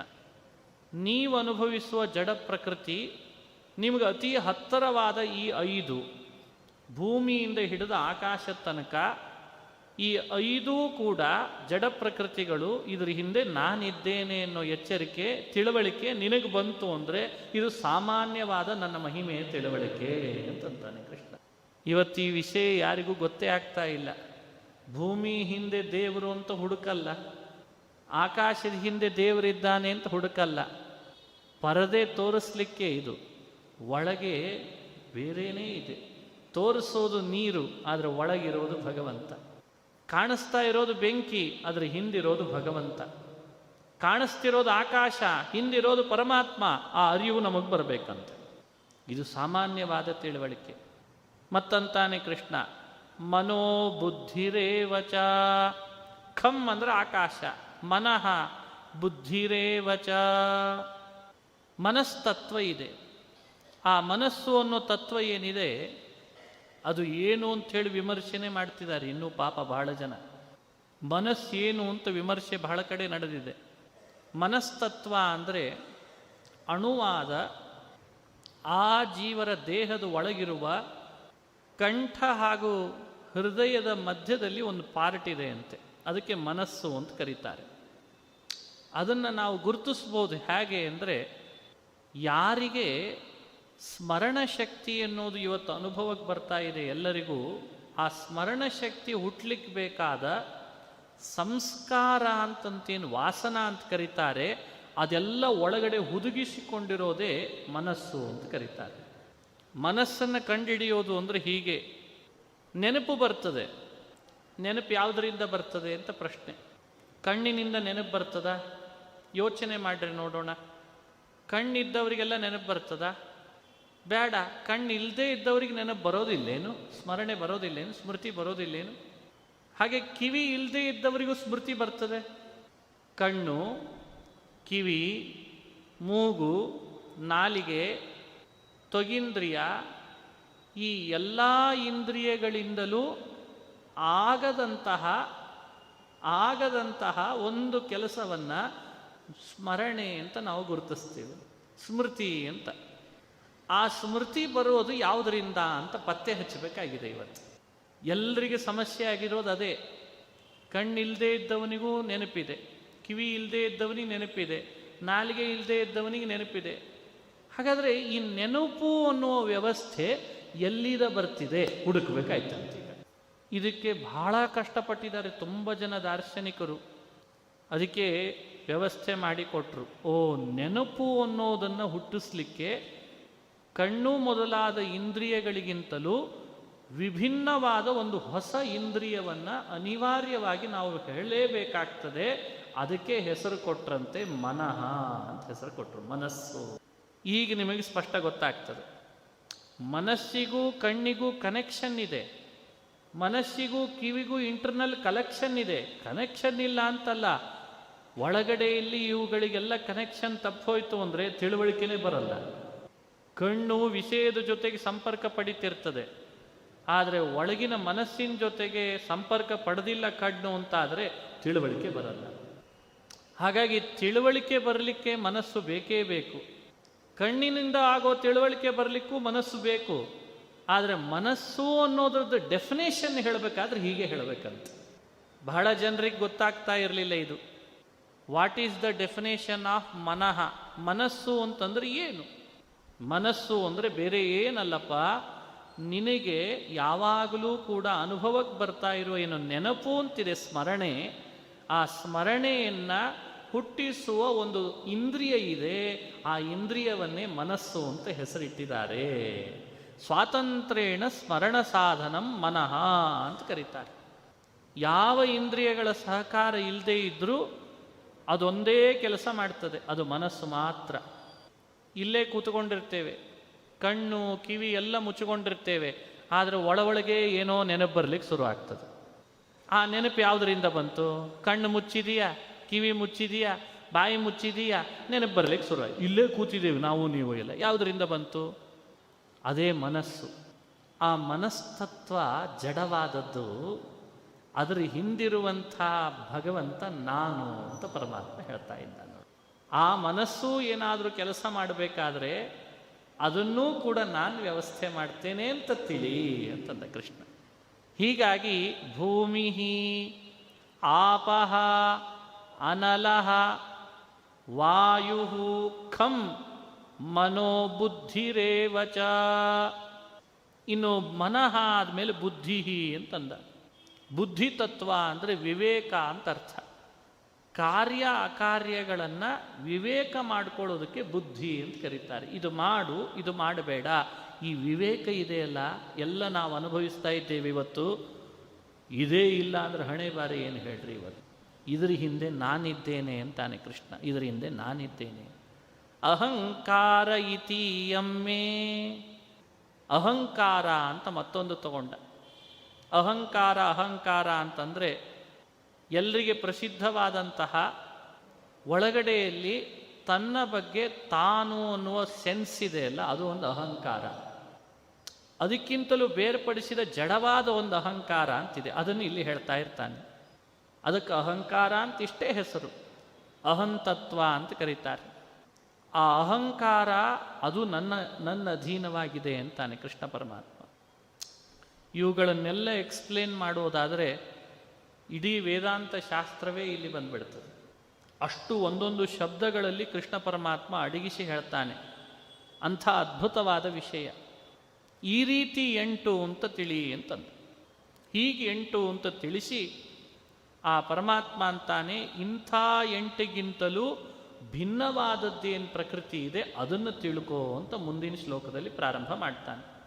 ಅದು 5ನೇ ಶ್ಲೋಕ. ನಾಳೆ ದಿವಸ ಈ 5ನೇ ಶ್ಲೋಕದ ಅಭಿಪ್ರಾಯ ಏನು ಅಂತನ್ನೋದನ್ನು ಚಿಂತಿಸೋ ಪ್ರಯತ್ನ ಮಾಡೋಣ. ಅಂತೂ ಭಗವಂತನ ಮಹಿಮೆಯನ್ನು ಕಥೆಗಳು ಹೇಳದೆ, ಹೆಚ್ಚು ಕಥೆಗಳಿಲ್ಲ, ಆದರೆ ಮಹಿಮೆಯನ್ನು ಪ್ರಕಟಗೊಳಿಸ್ತಾ ಬರ್ತಾನೆ. ಅದನ್ನು ನಾವಿಲ್ಲಿ ಅನುಸಂಧಾನ ಮಾಡ್ತಾ ಬರೋಣ. ಶ್ರೀಕೃಷ್ಣಾರ್ಪಣಮಸ್ತು. ಹರಯೇ ನಮಃ. ಹರಯೇ ನಮಃ.